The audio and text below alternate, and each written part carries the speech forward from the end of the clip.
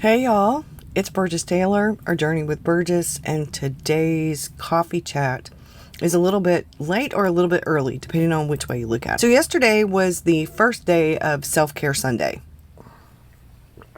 Oh, that's so good. That is so good. Okay, so let's talk Self-Care Sunday. Yesterday did not go as originally planned due to unforeseen circumstances. My daughter had to be tested for COVID, and she doesn't have the results back yet. And yesterday, Victor needed to go to, she tried the pediatrician. Anyway, long story short, he needed to go to doctor's care.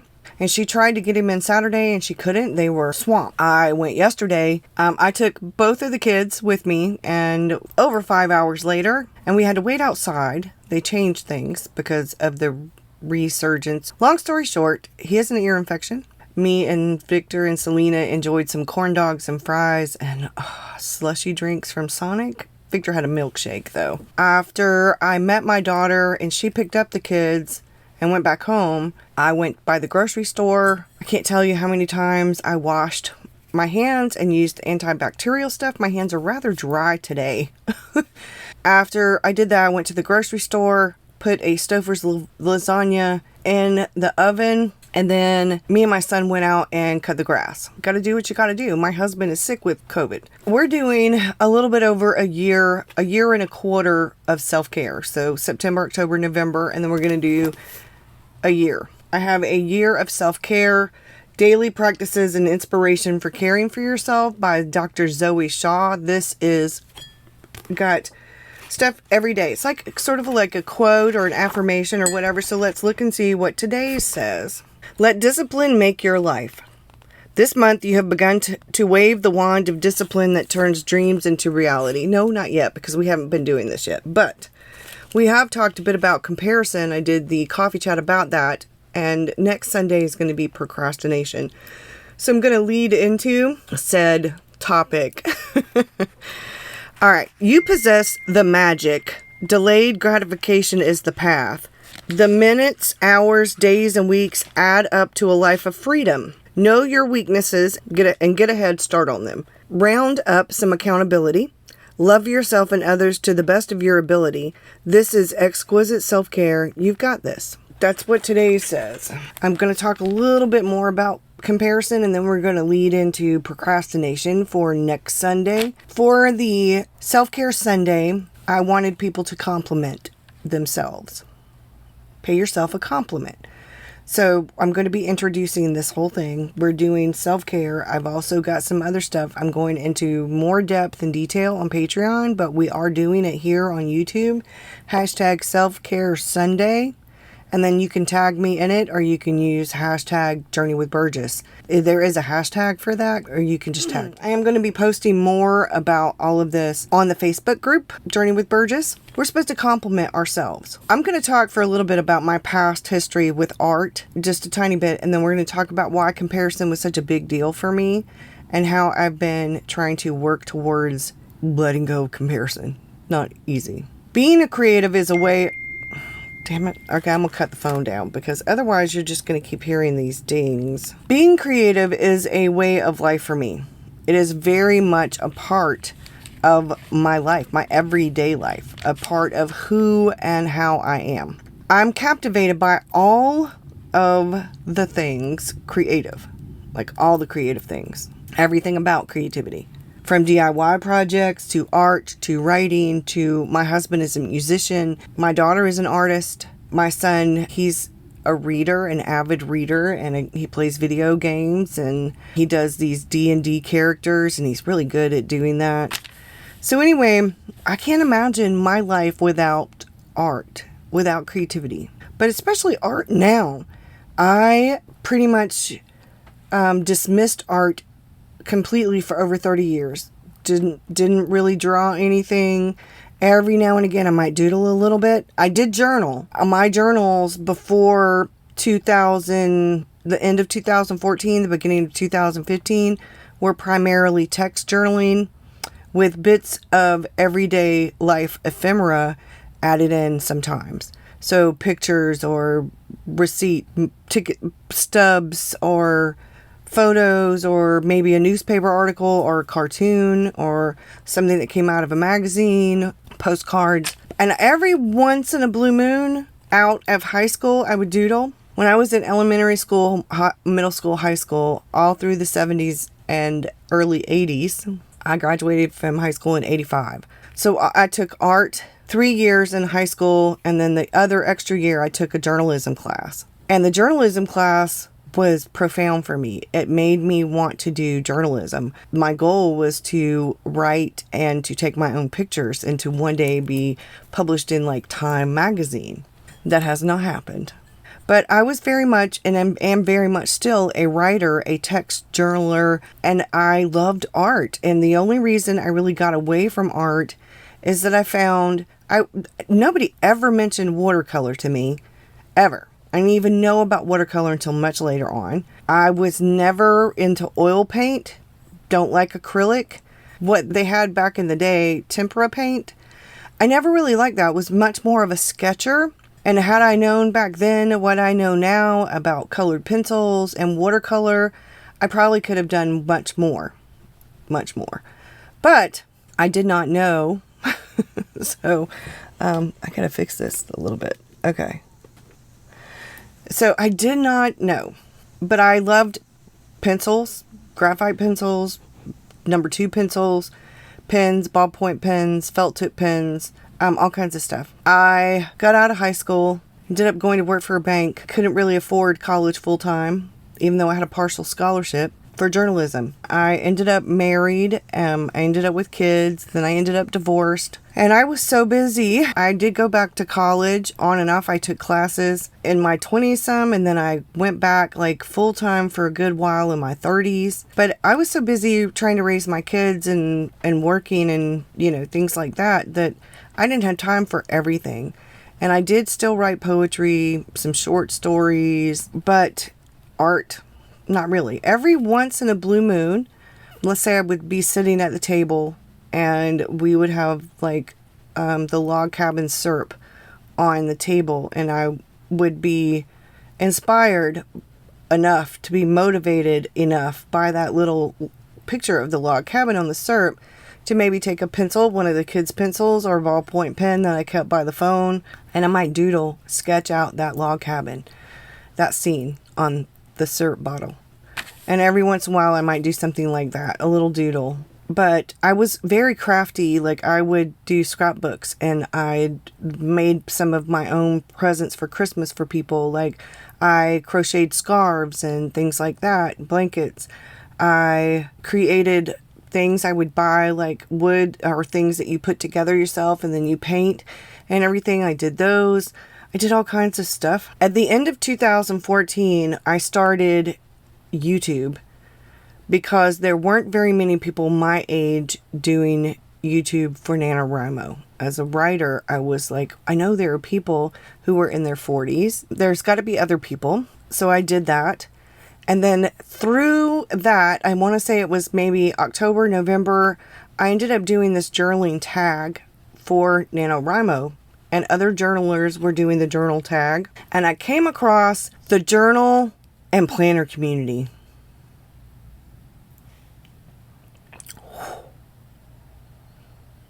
And that's when I found out about journaling your day, documenting your day, illustrating your day. I was already doing that, but in longhand format, text format, with occasional everyday life ephemera, like kind of that, a little bit of scrapbooky stuff thrown into my journal. So kind of like a smash book way before there was ever a smash book. I wasn't as detailed as scrapbooking, and I could afford to be. I did a lot of that stuff kind of on my own, like birthday paper that, your paper that your Christmas or birthday presents or whatever wrapped in a little piece of that and a picture over it. Things like that. I got more and more into it. Once I fell down the rabbit hole and I realized there was so much more out there, I started out, I remember, with an extra set of Prismacolor pencils, a 12 count set that my daughter had of the colored pencils, and then a 12 count set of the watercolor pencils. And then I had a Prang watercolor set. I can't remember in that 30 years doing anything other than an occasional doodle, but coloring, like coloring painting, I didn't do anything except coloring with crayons or markers or whatever, and coloring books with my own kids when they were younger. Actually, when my son was a baby, and he's 33 and my daughter's about to turn 30 in October. Then my nephews, and my oldest nephew will be 22 in November, and my youngest nephew will be 20 in January. And then Victor was born in 2012. So by the time he was about 2.5, that's when I got into all of this. And I was like, oh, I fell down the rabbit hole. Seriously fell down the rabbit hole. That's when the comparison sort of started kicking in. Being on social media scared the utter crap out of me because I have anxiety and I am an introvert. I am an introverted extrovert around new people. Like when meeting, I don't like big crowds. I don't like meeting new people. Like it makes me nervous, makes me anxious. But I can stand in line at a grocery store and talk to a complete stranger because I'm never going to see them again. I'm a bit of a social person. Big gatherings, lots of people. And I was used to being behind the camera, not in front of the camera. That triggered anxiety and fear and insecurities. And there were all these people making these great videos, and I didn't know anything about videos. I didn't even know anything about webcams. I didn't know, especially I didn't have a clue about editing a video. So many of my first videos were I won't say one take wonders. They were more like 10 take wonders. So I would use the video with the least amount of mistakes, with the least amount of ums and ahs and coughs and pauses, where I took a long time to think, or where I got distracted and ended up talking around in a circle, or I never finished a thought, which does happen. It really, really played with my anxiety, and I kept slipping into that comparison trap. There were so many people that I admired. I'm going to have to cut the air conditioner on, y'all. Okay, it's just a little too hot in here. It's 92, 93 degrees Fahrenheit here. There are lots of people, and there are still lots of people that I admire, like photographers and videographers that help try to explain to us novices, like Peter McKinnon. He does a great job of doing things that maybe kind of help you feel a little bit more confident. I didn't really completely understand B-roll until way later down. I've been on YouTube. In October will be 7 years. And over the past couple of years have I finally really started to kind of understand B-roll. That's not really my thing. I will occasionally add pictures and a little extra bits of video, but I don't have time to set up a whole bunch of cameras.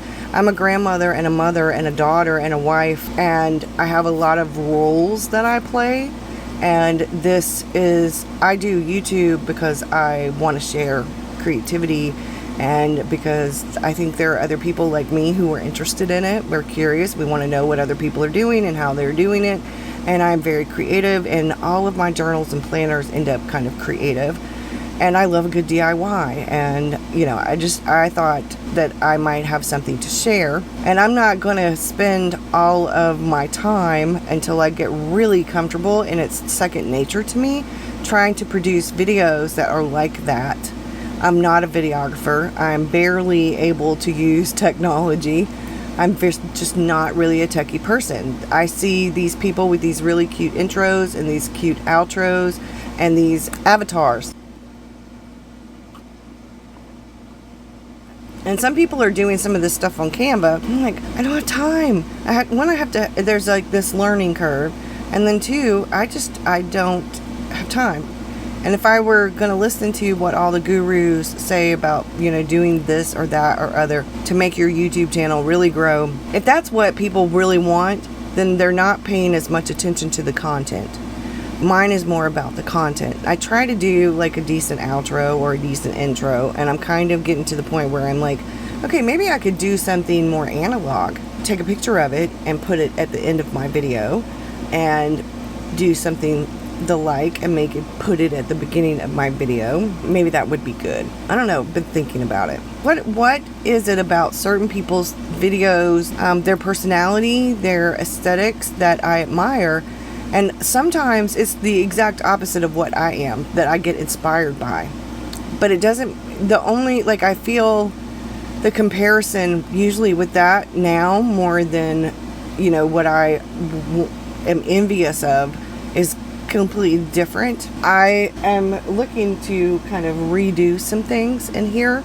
I don't know if I'm going to move my desk or not, but I am going through stuff as we speak Not right now because I'm filming, but once this is saving, I will be cleaning because I have been cleaning. I've been going through stickers and stuff. So anyway, part of my self-care is going to include a lot of different things. It's going to include a lot of different things. What are those things? What are we going to do?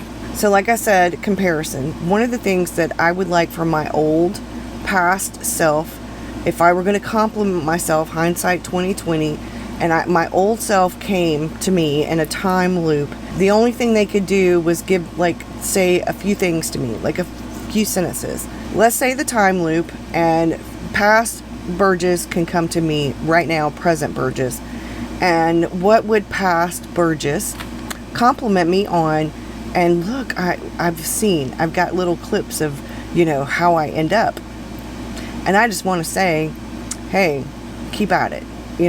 Your resilience is one of your best qualities, and it has helped you cope with things. It has pulled you through things. But there's more to you than resilience. There's more to you than strength. There's also this compassionate heart, this very giving, compassionate nature.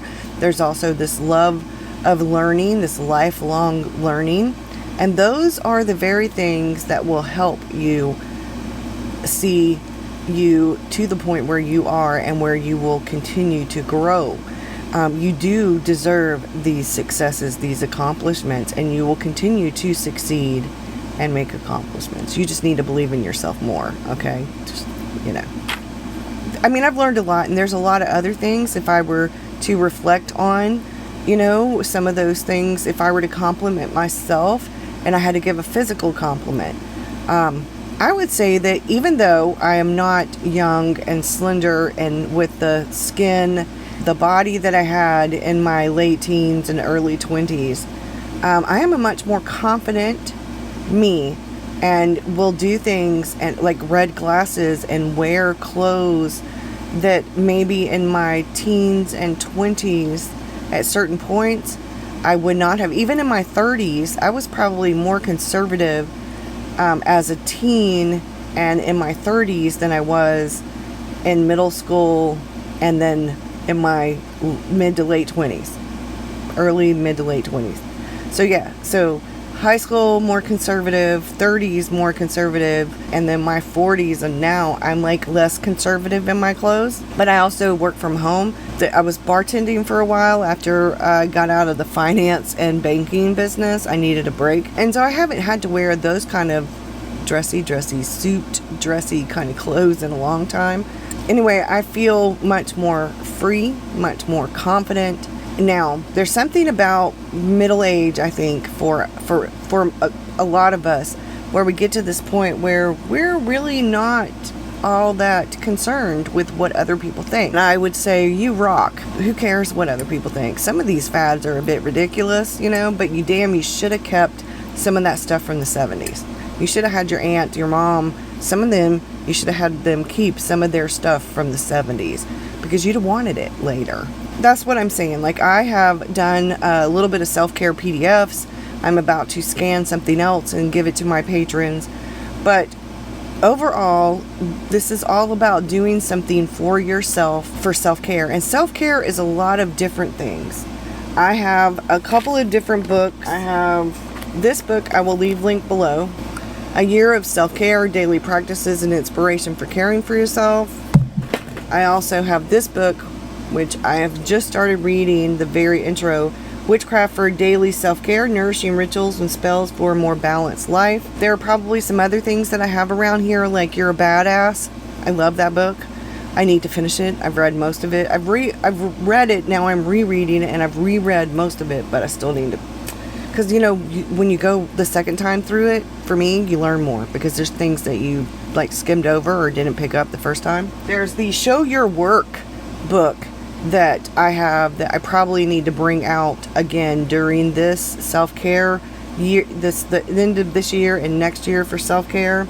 We're going to do that. Let's talk for just a minute about, next Sunday. This week, I want you to work on, if you want to, complimenting yourself, taking a look at why, if you feel that comparison, why. But I think all of us at one time or another, we feel that where we compare. But if you don't, if you're lucky enough to not really have felt that comparison monster, that gotten into the comparison trap, that's wonderful. If you don't feel that, then maybe pay yourself a compliment anyway, or maybe pay somebody that you love a compliment. Next Sunday for this week, while I worked on comparison last week because that was Sunday. So throughout the week I worked on comparison. So this week it is now for me procrastination. And procrastination is a doozy. Procrastination. Oh crap. Okay. Procrastination is really a doozy. I've been working on it on and off for certain reasons.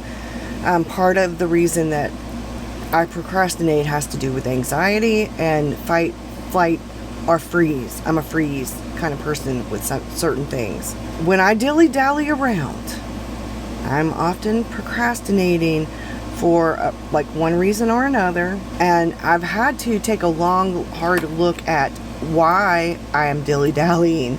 Why am I procrastinating? Why am I being pokey? Why am I, avoiding? Or, sometimes you just need to eat the frog, and then sometimes you're feeding the frog, you're racing the frog. What are my reasons for this? Am I avoiding? Sometimes. But usually I am procrastinating out of fear, self-doubt. Procrastination is actually a symptom. It's a symptom for something else. Fear, self-doubt, confusion, overwhelm, stress. A lot of different things. I've learned the hard way that normally when I am procrastinating, it is not because I'm lazy, but because of anxiety, fear, mostly overwhelm and stress. I don't know where to start stress. I don't know how to start stress. Oh my goodness, I get overwhelmed and I'm overthinking, and then I get distracted because my stress and anxiety and ADHD, and I'm like, oh wait a minute, I can't focus on that right now.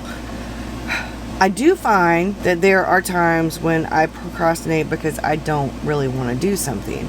It's just not, maybe I put it on my to-do list the beginning of the month, or maybe I put it on my to-do list a week or two ago, or maybe I thought, okay, I need to do this, so let me put it on there, but it's not resonating with me. Or maybe it's something that I had on my goals for like this quarter, and it just, by the time I get to where this would be, it's not important anymore, or it's just not resonating. So maybe that's something I have to cancel, or I have to cross off, but I have to get to that point where I'm like, okay, because when I put it on my to-do list, if it gets migrated a couple of times and I'm avoiding it, then that usually means that I don't resonate with it, or it's something that I'm afraid of. So it's usually one or the other when I'm avoiding, and I have to go, okay, what is the problem here?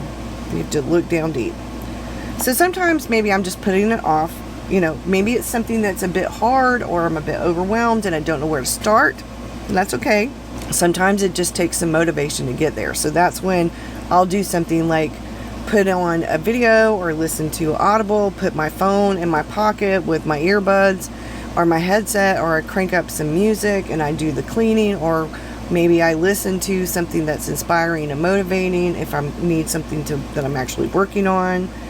And some things just take a bit more time to get started with, and then other things just take a bit of more gumption. But there's this art, I think, to some of the procrastinating. I believe some more professional procrastinators, like my son, would tell you that that's just how I am. I am a procrastinator. I wait always till the last minute. I'm not. I'm actually a planner. I don't like waiting till the last minute. I get anxious when things get thrown in at me or whatever. I don't like that.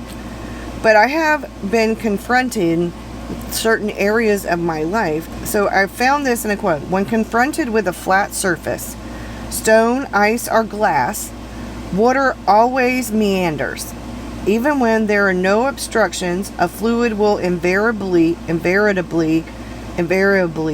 take the roundabout approach. One of the most plentiful compounds on Earth, water is also the single largest constituent of our bodies. The world is 70% water, and so are we. It should come as no surprise then that human beings tend to dilly-dally, which I thought was really funny. So sometimes, like I said, procrastination happens when I feel overwhelmed, And part of that has to do with the hustle, bustle, fast pace thing that's going on in life nowadays. Part of it is the anxiety of, am I going to measure up? Am I going to be good enough? And then part of it could be the anxiety of perfectionism, because normally if I get really anxious and that fear sets in, especially if I'm overwhelmed and stressed out, I am going to freeze. So I've been trying to learn how to step away from that, or like pause, so I can kind of gather my thoughts and see things from a different perspective, because I was like, okay, maybe that will help. And in some ways that has helped me quite a bit.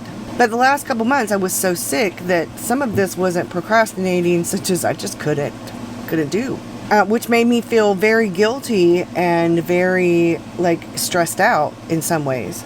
But I have to remember that I don't have to live up to anybody's expectations, anybody else's expectations. The only person that I have to live up to expectations of is me, and then some of my family members who I don't know that there's necessarily expectations, but there are definitely some responsibilities. The ultimate person that I have to answer to is me. And am I okay with procrastinating? And maybe in some areas I might be, if it's something I need to work up towards. And then when I get overwhelmed, when things get crowded. Right now I'm looking at some stacks of stuff, like different papers and bins and things, because I've been trying to get to a point where things are more organized. Since I got those cubbies back there, they are not that organized, y'all. Not really. So I need to revamp some things. That's on my to-do list. Like I said, I have to answer to my own self. So procrastination, it sometimes feels like I'm also spread too thin. That's the overwhelm and the stress. Like everybody has these expectations. We just talked about that for a minute. Or everybody wants or needs something from me, and they want it yesterday. What do I need to do? Whenever it comes to that, being overwhelmed, stressed out, like I said before, I'm gonna freeze. And sometimes that happens when I have overextended myself, and that's my own fault. And then I wonder, okay, what have I gotten myself into? Why did I volunteer for da-da-da-da-da? Or why did I say yes to this or that? Except when I load myself up, and I wrote this down, with so many things, so many obligations, that I end up stressed and overwhelmed, I start to panic, which triggers flight or fight or freeze. Flight or fight or freeze. It can also cause health issues, but we're going to talk about that in a later chat, because that's stress and overwhelm. And a lot of these are related. A lot of these go hand in hand, so don't be surprised if some of these videos are mentioning other things that we're going to talk about mention again. I have realized over time, especially since working for myself, that I have to take a step back. I have a lot of roles, and if I have any kind of remote chance of having things being more in harmony, a little bit more balanced, I have to take a step back and go, okay, what are my priorities? And there's this called the rule of 3, and it goes in a lot of different areas in life. Like with art, that composition is the rule of 3. Whenever I take a step back, if I can focus on making the space and the time to do what's important, those main priorities, I can get through most of whatever I need to. What are the 3 most important things that I need to accomplish today? And I get 3 for home and 3 for work. So I've got 2 main areas. Home includes family. So if, like yesterday, I spent the majority of my time with the grandkids out at the doctor's care. My poor baby had an ear infection, Victor. I was not going to take the time to cook. I still needed to cut grass. My husband can't do it. He's got COVID, and he's, poor fella, been in the bed for over a week now. He's still got pretty much a week. He's still coughing. He's still running a fever. I think it's important that we think about that, and that is going to make me less likely to procrastinate. These are my priorities. So I've been thinking about that, and I didn't do it in today's page, but I did kind of separate things a little bit, but I know I need to do that. Now, when I make my to-do list, I actually don't, I could put Patreon video or YouTube video. That's a priority. All right, so for today, 3 main priorities for work. First one, I needed to get Patreon's video, the last 10 minutes worth of editing, because I had to leave yesterday. Saturday evening, we had some stuff going on, and so I had like 10 minutes left of the video I needed to edit to get up yesterday for Patreon. And I was like, okay, well, I'll do that early in the morning tomorrow. That's what I was thinking, Saturday evening. Saturday morning came, and that's when I got the message from my daughter. By the time I got back from doctor's care and then doing dinner, while it cooked while we were cutting grass, while me and my son were cutting the grass, and then the shower and the food I ate. I was exhausted. I drank a whole thing of orange juice yesterday evening, halfway through cutting the grass, and then I drank like a whole big jar of water. In the beginning, my body was craving the orange juice. I was shaking. And I think that's because I was in the car for so long with the heat, and I couldn't have the air conditioner on the whole time. My vehicle would have run hot. You know, that's a long time, 5 hours, to sit there with your vehicle running with the air conditioner on, not driving. So I did try to drive around the block a little bit, like around the parking lot of Doctor's Care. We did go to Sonic and then come right back. Thankfully, Sonic was only right down from it. I didn't get to it yesterday. While I was waiting on my phone, I did on the Patreon app, I did a little thing, and I haven't put all of the artwork in here. Here is Selena's little artwork, and I was smart, y'all. I had in here these from Nostology. It's the calendar with the doo-doo thing, and they're stickers. So I stuck those in there, and then here's the other thing from Selena, and then I have Victor stuck in here because Victor told me he had some other things he was going to add to, so for me not to do anything with his yet. So I don't have his stuck in my journal yet, but if he forgets about what he wanted to do with it, look how chunky monkey this is getting.